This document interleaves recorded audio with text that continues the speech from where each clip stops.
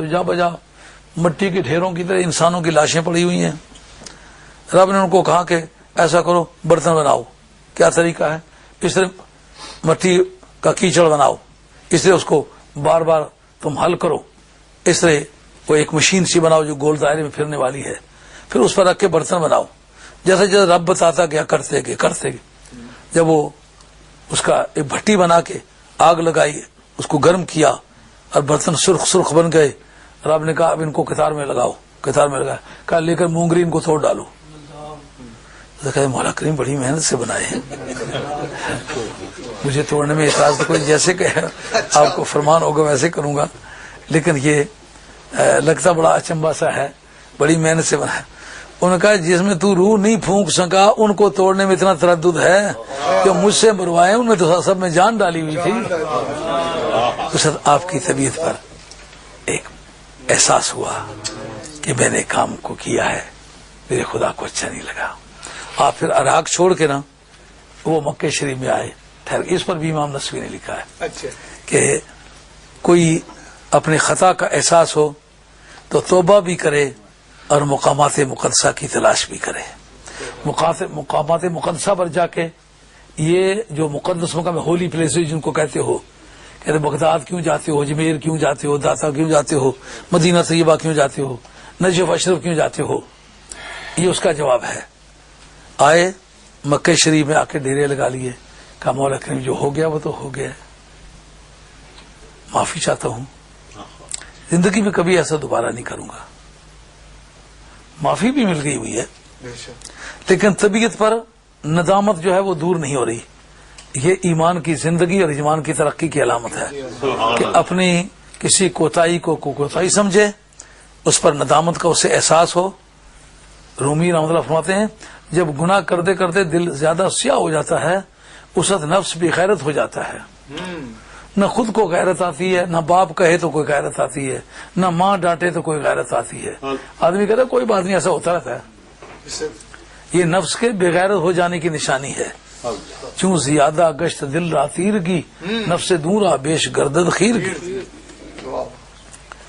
اور حضرت ابراہیم علیہ الصلوۃ والسلام کی ذات پاک, انہوں نے اس کعبے کو پھر دوبارہ بنایا تھا. نوح علیہ السلام کے طوفان کے بعد اس کے آثار مٹ گئے تھے, دوبارہ بنایا تھا. اور اسماعیل علیہ السلام اس جگہ اللہ کے وہ آخری پیغمبر جو بطور رسول کے کچھ وقت ٹھہرے ہیں, اس کے بعد پھر اس قوم میں کوئی رسول یا نبی بن کے نہیں آیا. اس لیے قرآن کہتا ہے یہ اس لیے نازل کیا ہے تاکہ آپ اس قوم کو ڈرائیں جن کے آباء و اجداد کو ڈرایا نہیں گیا. کیا مطلب؟ اب اگر میں کسی سے پوچھوں کہ آپ زمینداری کبھی کی ہے تو کوئی بھی نہیں مانتا کہ میں نے زمینداری کی ہے. کہتا ہے 400-500 برس سے ہم پنڈی کے رہنے والے. بے شک پنڈی کو ابھی 150 برس نہ گزرا ہو, لیکن وہ پہلے سے پنڈی کا رہنے والا ہے. نہ پہلے پنڈی تھی نہ پنڈی کا نام تھا. یہ اتنی دیر تک بتانا ان کے پاس رسول کوئی نہیں آیا, اس کا مطلب یہ زمین مکمل بنجر ہو چکی ہوئی ہے. دوسرے نبیوں کے آنے جانے کا زمانہ تھوڑا تھوڑا گیپ ہوتا رہا تو لوگ آ کے اس زمین کو آسانی سے آباد کر لیتے رہے, وہ قابل کاشت بنا لیتے رہے. لیکن یہ آپ کی زمین بہت بنجر بن چکی ہے, کافی زور مار کے محنت کرنی پڑے گی. سرکار کو کہا یہ اس لیے نازل کیا ہے تاکہ آپ اس قوم کو ڈرائیں جن کے باپ دادوں کو ڈرایا نہیں گیا. باپ داداؤں کا لفظ ذہن میں آتا ہے؟ باپ داداؤں کا لفظ جو ہے یہ مدت پر بھی دلالت کرتا ہے کہ نہیں؟ اس کو کہتے ہیں اشارت النص. اشارت النص سے مدت پر روشنی پڑتی ہے کہ نہیں؟ جن کے باپ دادے نہیں ڈرائے گئے, مدت تو کافی گزری ہے. تو جن کے کانوں نے باپ دادے سے کبھی حق کا کلمہ نہیں سنا, ان کو حق سے ملانا ہے, یہ معمولی کام نہیں ہے. آئی بات خیال میں؟ سمجھ رہے ہیں بات؟ تھوڑی سی زحمت اٹھائیں. میں نے کافی محنت کی ہوئی ہے. ویسے میں جاتے جاتے آپ کو محنت کی زحمت نہیں دیتا, آپ توجہ کریں. اتنی دیر تک جن کی قوت سامعہ حق آشنا نہیں ہوئی, جو بالکل حق سے نابلد ہیں, باپ دادے سے شجرے والے بے ایمان. ہاں, ایسے پختہ بے ایمان کے صدیوں تک ایمان کا نام نہیں سنا. جو مورثان اعلیٰ ہیں وہ توحید کے بانی ہیں. انہوں نے کعبے کے اندر بت رکھے ہوئے ہیں, ان کے باپ دادے اگر ڈرائے گئے ہوتے تو یہ کام یہ کرتے؟ ان کی 360 برس تک تو ان کے بتوں کے رکھے جانے کی مدت بنتی ہے. عمرو بن لحی، ہمارے عقائد کی کتابوں نے اس کا ریکارڈ پیش کیا ہے، جس آدمی نے پہلی مرتبہ کعبہ شریف میں بت نصب کیے ہیں وہ حجاز کا بادشاہ تھا. عمرو بن لحی اس کا نام تھا، اور اس نے ایران سے یہ دولت منگوا کے یہاں رکھی تھی. اسے یہ خیال ہوا کہ لوگ جب تک کوئی نیو فینومینن، کوئی نیا جو ہے مظہر نہیں دیکھے کہ کوئی اچنبے کی بات، ان کی اٹینشن ڈائیورٹ نہیں ہوگی. جیسا اس ملک میں نہیں دیکھتے ہو، آزادی دی ہوئی ہے، بچوں سے بدکاری کرو، عورتوں سے بدکاری کرو، شراب پیو، اس کا مطلب تم بے حیائی میں لگے رہو، ہمیں اپنا کام کرنے دو.